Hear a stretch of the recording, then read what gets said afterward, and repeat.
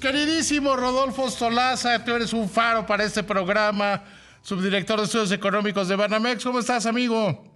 David, siempre es un placer saludarte y platicar con el padre de análisis superior. Muy buenas noches.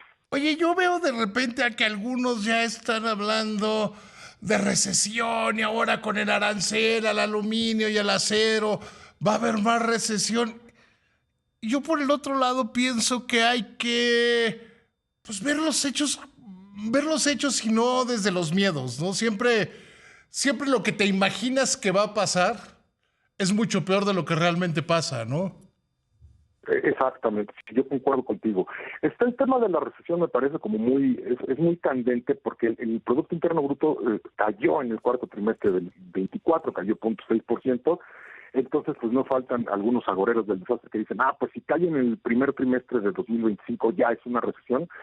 Basta con ver los datos de empleo. La tasa de desempleo el año pasado promedió 2.7% en cifras estacionalizadas.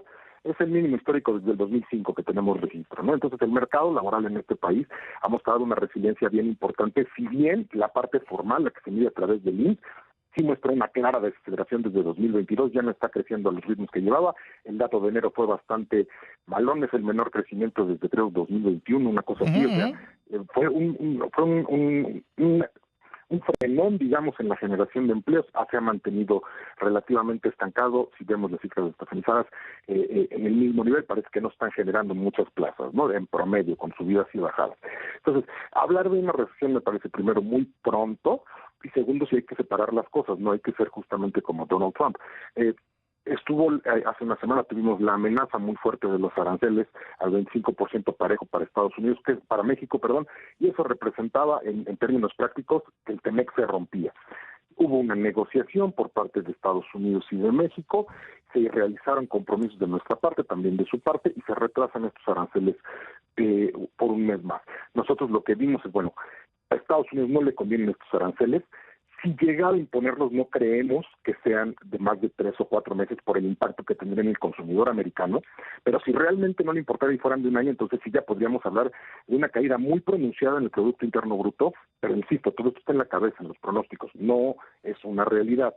Lo que sucede el día de hoy con los aranceles del 25% al acero y al aluminio, me parece que también va a la base más recalcitrante de Donald Trump, todo lo que es el Rust Belt, toda esta gente de vamos a volver a producir acero. En efecto, Estados Unidos es un productor de acero importante, pero por ahí del 30% de su consumo depende de las importaciones. No, y exporta relativamente poco, pero lo importante con el acero y con el aluminio es que no son bienes finales. Tú y yo no vamos a la palería a comprar una hoja rolada en frío. Sí, no, deme dos hojas roladas. ¿De qué marca tiene de hojas roladas de acero? ¿De qué grosor? No, esos son bienes intermedios. Y existen estos grados en el acero, que necesitas un grado muy específico para la industria aeroespacial, otro para el equipo de transporte, otro para la minería, otro para la energía.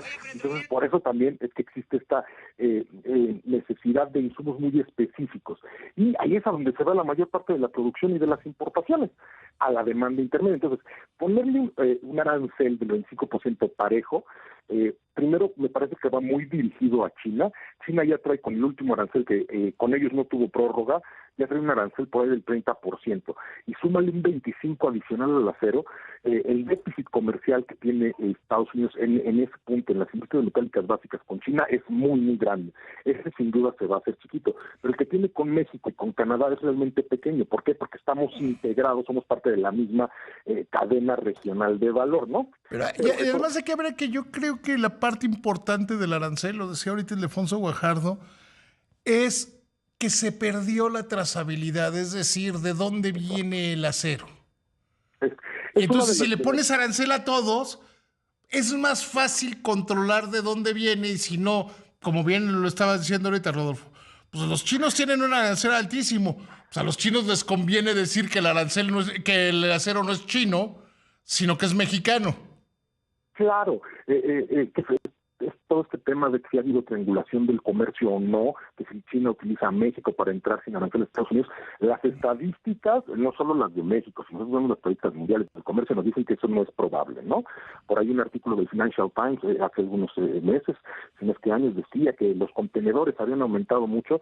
Con su propia retórica, nosotros demostramos que si eso fuera cierto, pues habían caído el valor unitario de las mercancías que vienen en los contenedores, lo cual no tenía ningún sentido económico. Entonces, estos aranceles iban para proteger una industria que considera estratégica. Donald Trump, parte de su retórica, parte de sus mensajes de campaña, de sus promesas de campaña, que se van a ir poniendo poco a poco en práctica este tipo de marchas. Pero no hay que asustarnos. Lo mismo hizo en 2018. En 2018 le puso 25% al acero, no me acuerdo si 10 o 15 al aluminio. 10. Fueron 10. Le dio un plazo a México como de un mes o 2 meses, y en cuanto fue un día del siguiente, México impuso medidas de represalia a productos muy específicos como la carne de puerco, el concentrado de frutas, el bourbon y por supuesto los productos de acero y aluminio, emparejando los aranceles, digamos, como medidas de retaliation, que se dice en inglés. Y el resultado fue que por el año que estuvo vigente ese arancel, hubo una caída en las exportaciones de Estados Unidos con destino a México de más o menos el 3% en términos de valor. Cuando se libera el arancel, el comercio inmediatamente regresó al nivel que normalmente manejaba en promedio, con una ligera ganancia marginal. Pero es muy claro, en efecto, el poner estas medidas de retaliation a México le afecta pues porque encarece los productos dentro de México.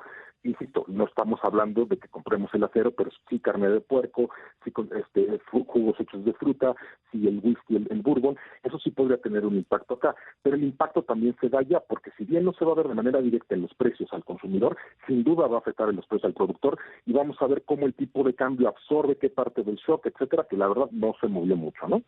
No, yo creo que, y a eso iba, creo que me comiste la pregunta.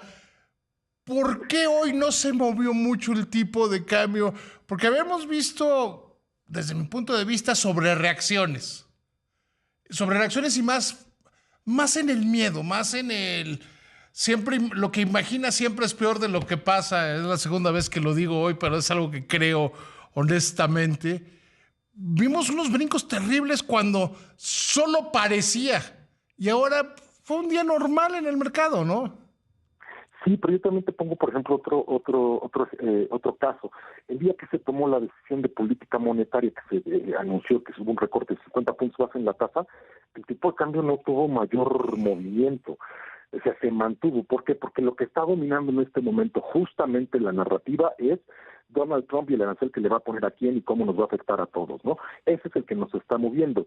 En México, desde el 3 de junio tuvimos un rompimiento que ya implica una depreciación, digamos, parte de no de la coyuntura, sino de la estructura del país, de cuando se conocen los resultados, lo que sea, pero actualmente el tipo de cambio, si tú lo ves, está muy cerca de su promedio de 50 días. Todavía está por arriba de él, por arriba del de 100, por el de 200, pero ya está por ahí alrededor de su promedio de 50 días. Es decir, poco a poco también se ha estabilizado.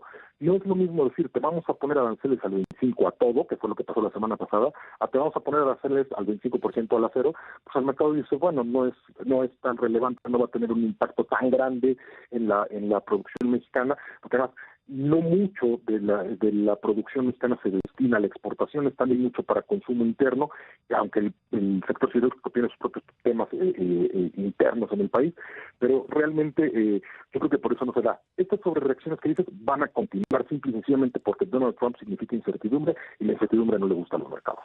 ¿Cómo se vive con esta incertidumbre, Rodolfo? ¿Cómo hacerle para ir navegando por la incertidumbre?